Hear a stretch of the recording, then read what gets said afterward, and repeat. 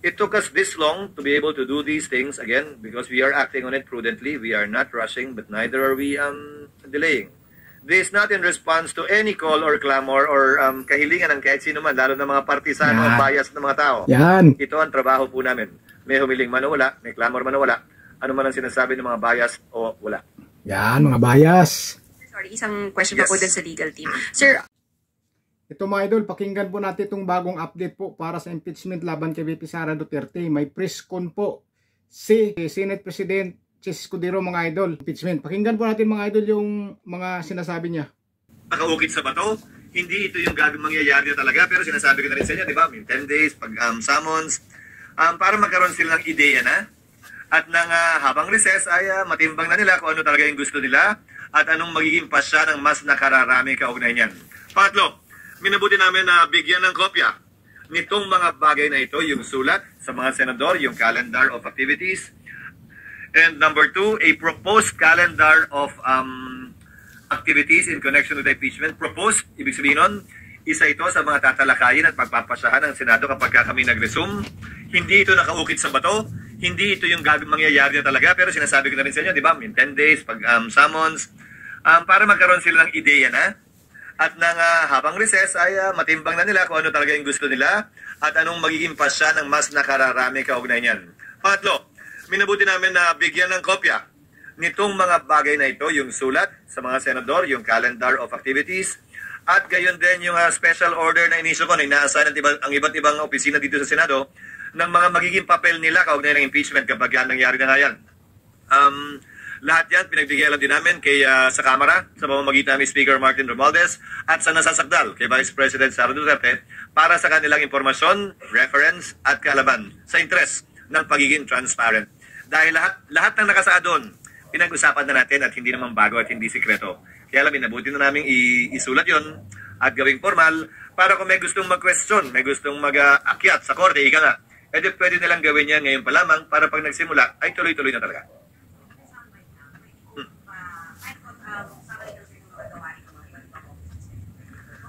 Hindi ko na maalala yun. Ganun mo na lang yung sulat. Hindi ko nga maalala kasi sila lang naman yung gumawa nung kinumpira na rin dati.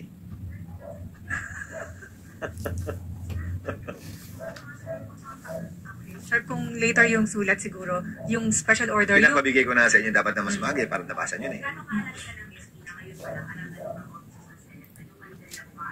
Para makapaghanda sila at gumawa na rin ng proposed budget kaugnay nun dahil baka may mga unforeseen expenses na kailangan namin paghandaan. Ulitin ko, bahagi ito ng tinatawag nating quote, taking proper order of the subject of impeachment. Sa panig at parte ng hindi pa man magsisimula ang pre-trial o trial, ay buo na at kompleto na ang paghahanda ng Senado para dito. Yes, sir. Pwede, ano yung nakakalendaryo? Ano yung sa kalendar, sir? Pero para sir, may audio kami. Okay. Ito rin yung sinasabi ko sa inyo noon pa, but ulit ko, proposed calendar of activities ito. At hindi ito nakaukit sa bato. So, June 2, resumption of session, presentation ng articles of impeachment by the prosecutors. Isang bagay ito nakasaad sa aming rules at sa rules ng Estados Unidos kung saan kinopya ang rules on impeachment. In other words, babasahin man lamang yung mga allegations sa plenaryo para formally ay maging parte ng records ng Senado ito. Approval ng rules dapat magawa na rin namin ng June 2. Again, more or less, depende kung gaano kahaba ang debate. June 3, pwede mag-oath-taking na ang mga senador bilang judges.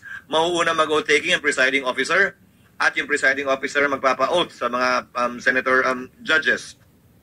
Pwede na rin pagkasunduan doon ang pag-issue ng summons na pwedeng ma-issue by June 4. From June 14 to 24, palitan ng pleadings yan sa magkabilang panig. At roughly from June 24 to July 25, yung pre-trial. Dahil sang-ayon sa Rules of Court, kung maalala niyo, sa mahaba natin at ilang ulit ng usapan ng kwentuhan tungkol dito, nakalagay sa Rules of Court, dapat iset ang pre-trial not more than 1 month from the time the last pleading is filed by either party. So, tamang-tama lang. By July 28, magre-resume na ang Kongreso. Siyempre, wala tayong magagawa sa unang araw. July 29, inaasahan namin na susumpa ang 12 bagong senador na magiging bahagi ng 20th Congress. Maliban dun sa unang 12 kami na sumumpa na, hindi naman na kailangan sumumpa pang uli. At inaasahan namin na sa susunod na araw, July 30, kung yan ang mapagkakasunduan ng mayoriya, ay magsisimula na ang paglilitis o presentation of evidence. Si Sige, question. Pero yung mga senador na hindi natatawid sa next Congress, kasama pa rin sila mag-oath sa June. Na hindi I mean, mag-oath kailan? Sa June, sir, before you adjourn. As Dalawang Senator oath. Judge. Sila'y bahagi pa rin ng 19th Congress. Lahat ng senador ng 19th Congress ay mag-oath. Dahil ang termino nila ay matatapos sa June 30 pa lamang. Ano man ang mangyari dun sa 7 reeleksyonista kaugnay ng darating na eleksyon. Hindi kayang baguhin nun na ang termino nila ay hanggang June 30, 2025. Yung likely na pag-trial, kailan sir mangyayari yung pag-open ng impeachment court? I mean, yung magkukonvene kayo as impeachment court? After the oath, sir, magkukonvene na kayo sa impeachment court? Dalawa nga yun eh. June 30, ano? June 30? July 30 yung trial. Malamang magsisimula. Alin?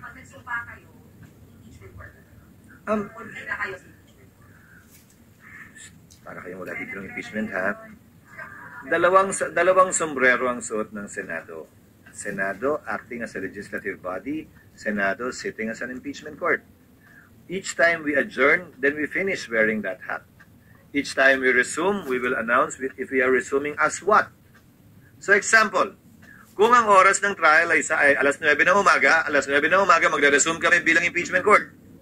Pag kami magsesesyon naman ng alas 3 at mag-adjourn yung impeachment court ng alas 2, edi mag-adjourn kami sa impeachment court ng alas 2 at pagdating ng alas 3, magre-resume kami as a Senate deliberating on proposed legislation. Ano yung tanong nyo? Hindi ko maintindihan.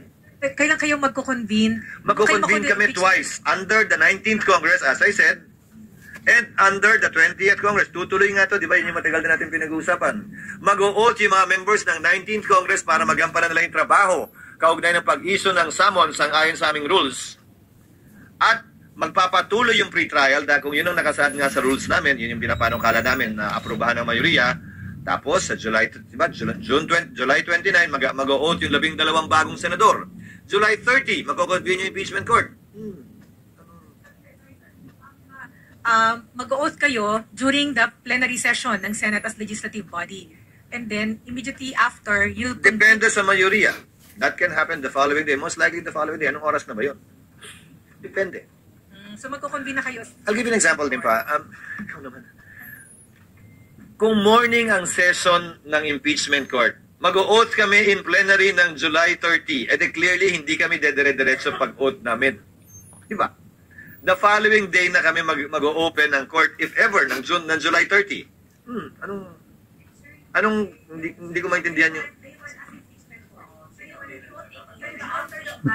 Ang kukulit ng mga reporter, oh. Ang kulit. Hindi nga eh. Hindi. Ang kukulit eh. Gusto ko nga bigay sa inyo na lang yung papel eh. Nakalagay July 30. Proposed yun, ha? Mamadali kasi yan sila. Gusto na nila ma-impeach si Sara Duterte, yung ibang reporter dyan eh. Proposed yun, ha? Lahat to proposed. Excited sila eh. Pinag-uusapan natin lahat to, ilang ulit na. Sinulat lang namin para mas maintindihan. Magko-convene ng Senate. Pag-resume namin, most likely nga July 3. Sabi ko, di ba? Di ba kaintindi? June 3. Wala namang session ng July 3. Kayo naman again. The impeachment court is the one that should issue summons, not the plenary. Unless the rules authorize the Senate President to issue it on his own. Kaya depende. Calendar of activities lang ito. Ba't kayo kasi masyado nakatitig at fixated sa impeachment court? Yan. Sila magsusuot ng robe. Hindi naman mahalaga yun. Yan. Excited sila eh. Na mangyayari at magaganap. Excited yung iba dyan na mapa-impeach na talaga si BP Sara Duterte. Kasi po na pag-sumpa po ninyo, hindi pa kayo impeachment court nun, sir. Kukulit. Nung pag nag-oath taking kayo as Senator Judge.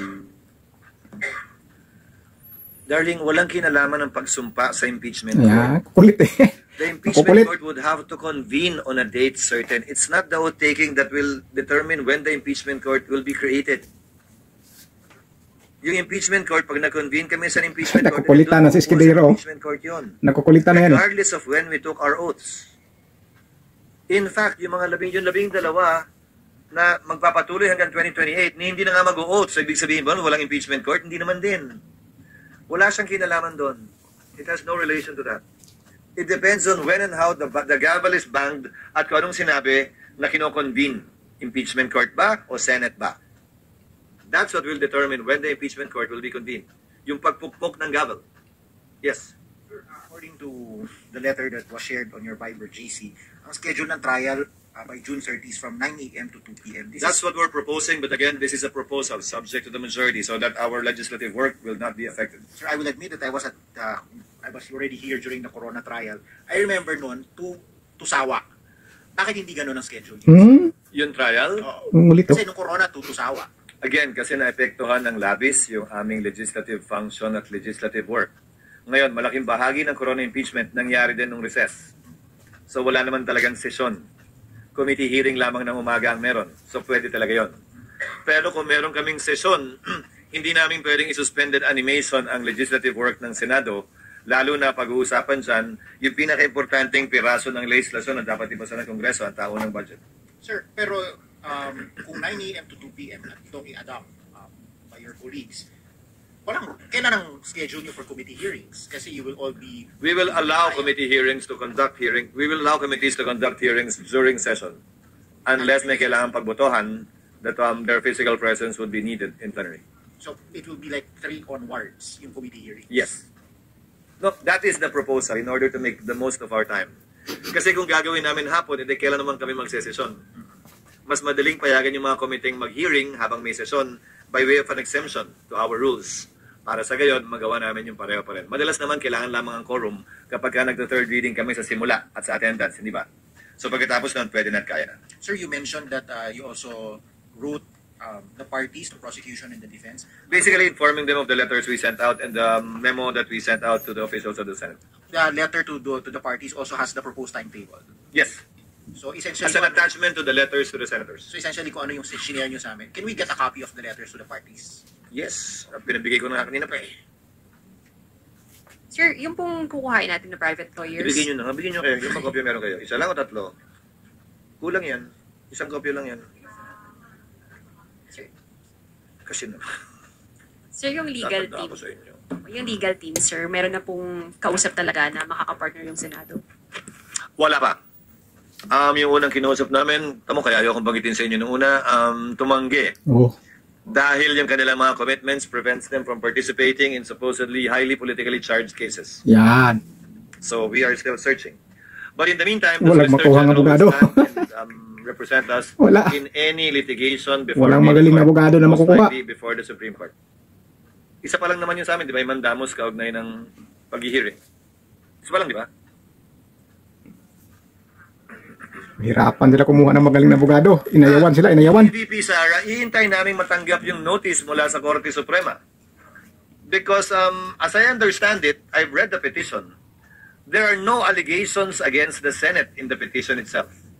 The Senate was merely included as a necessary party dahil sa amin nakafile yung case eh. Pero wala namang allegation laban sa amin, wala ring hinihiling laban galing sa amin. In fact, diretso nyo nalang hinihiling sa Korte Suprema na ipa-dismiss ito. So, i-refer namin malamang ito sa Solicitor General matapos naming matanggap yung notice kung talagang pinapa-comment kami o hindi. Dahil sa pagkakaalam ko, hindi rin kami named party dun sa nabasa kong petisyon. Baka iba kasi naisaad ng spokesperson doon sa actual na notice na matatanggap namin. So we will formally await the notice coming from the Supreme Court. As of today, wala pa kami natatanggap kaugnay sa petisyon ni Vice President Sara. Sorry, ito po bang mga steps na tinitake ngayon ng Senate? Is this in response to people who are commenting na ay walang ginagawa, inuupuan lang ng Senate? No. No. Ano po yung mga challenges na hinaharap ng Senado kung bakit mahirap kumuha ng legal team na tutulong po? Una, syempre, hindi naman ganun kadaling magbayad ng abogado dahil public funds ito. Depende kung magkano. Syempre, yung malalaki at magagaling, quote-unquote, malaki, meaning maraming malalaking law firms. Syempre, mahal yon sa tinitimbang namin, binabalansin namin syempre. Bagaman may mga nagwa-volunteer ng mga abogado, pinipili din namin kasi sila ang kakatawan sa Senado. At baka sabihin, hindi namin kinuha yung best representation sa Senado kung sakasakali, kung sino-sino lamang ang aming pipiliin. But this is only the alternative because as I said, more often than not, it's the Solgen that should and would represent the Senate in any litigation concerning impeachment. So yun nga mga idol, di ba? Yung iba dyan, atat na talaga na ipa-impeach si VP Sara Duterte. Kapag napakinggan nila ito o napanood nila itong sinasabi ni Senate President Chis Escudero, iiyakan yung mga idol. Manggagalaitin na naman sa galit yung mga yan. Bakit ayaw umpisahan ngayon? Bakit sa June pa? O di ba mga idol? Maraming atat na atat yan mga idol eh. Maraming atat-atat, lalo na po yan si Senador Coco Pimentel. Atat-atat po yan mga idol. Si Franz Castro, atat-atat yan mga idol. Saka yung ibang mga kongresista mga idol, gustong-gusto na po nila. Pero yan ang sagot po talaga ni Senate President Chis Escudero. At sinasabi pa niya ngayon na hindi niya susundin yung mga bias sa tao na humihiling na umpisahan na yung impeachment. Alam ni Chis Escudero yan. Alam po niyan. O kita nyo, nahirapan po sila kumuha ng magagaling na abogado mga idol. Inaayawan po sila dahil alam po na mga abogado na magagaling na pampolitika lang yan ginagawa na yan. Kaya inaayawan mga idol, nahirapan po sila kumuha ng abogado na talagang magaling. Mayroon naman daw nag-o-offer pero nagbo-volunteer pero inayawan din nila kasi mahirap daw na pakapili sila na medyo hindi magaling at mananalo si VP. Pero alam na yan mga idol, kaya inayawan ng mga ibang abogado mga idol. Alam na po natin kung anong dahilan nila, di ba? Kaya mga idol, kaya nakakatuwa din at least to si Escudero. Medyo hindi sunod-sunuran doon sa mga humihiling na bilisan ang impeachment at umpisa na. Hindi siya naging sunod-sunuran. Pininindigan niya na siya talaga ang Senate President. Siya ang masunod. O di ba mga idol, ganyan dapat. Hindi yung nabubulungan ka na uutusan ka ng mas mababa sa'yo. Ganyan dapat, iba? Desisyon. Kaso, nahirapan sila na kumuha ng magaling na sundalo at magaling na abogado. So yan lang mga idol. Magandang balita to para sa atin, para kay VP Sara Duterte. At sana nga, mabasura yung impeachment na yan laban kay VP Sara Duterte. Antayan po natin mga idol kung ano po ang magiging resulta yan mula sa Supreme Court mga idol at kung anong mga sagot ng Kamara dyan at saka sa Senado. Baka mabasura yan mga idol. Mga idol, ingat kayo.